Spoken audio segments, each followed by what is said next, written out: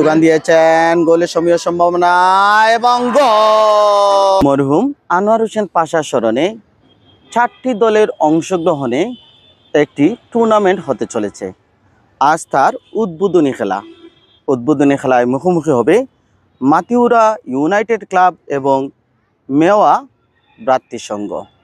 আজকের এই টুর্নামেন্টে যারা অংশগ্রহণ করবেন তাদের সকলের শুভকামনা আমি করছি এবং খেলা যাতে সুন্দরভাবে হয়, যেহেতু একটা উদ্দেশ্য নিয়ে আপনারা খেলায় নামছেন, সুতরাং সেই উদ্দেশ্য যেন সফল হয়। আনোয়ার হোসেন পাশা ভাই মৃত্যুস্মরণে আমরা এই টুর্নামেন্টটা আয়োজন করেছেন আমরা বাবলু আরিয়ান মিজানোর উদ্যোগে।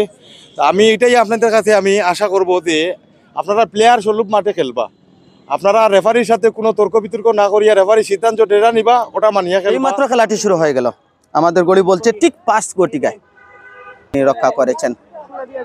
মেওয়া সাদা সবুজ রঙের জার্সি নিয়ে খেলছে আর কালো মার্কিং করেছে আমরা মাতিউরার দিকে।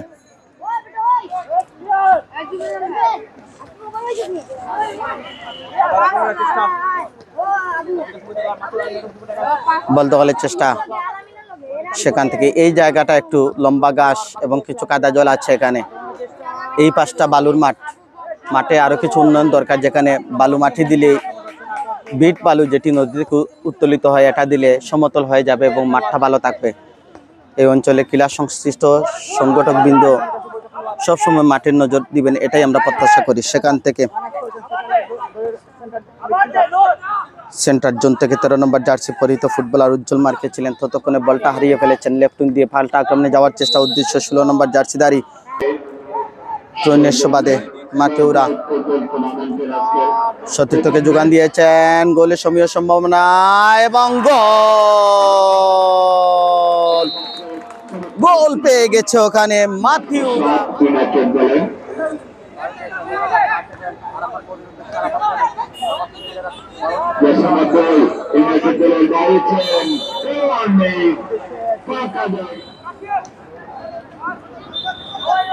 কর্নার মেওয়া দলে দুজন খেলোয়াড় পরিবর্তন করেছে এই মুহূর্তে।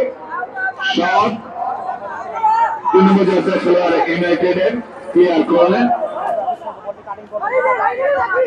জার্সি নাম্বার 16 দুর্বল শট, সেখান থেকে আবারও বল কাটিয়ে দেওয়া হলো সাইড লাইনের বাইরে। সামনে বাড়িয়েছেন, ফ্ল্যাগ দিয়েছেন ওখানে।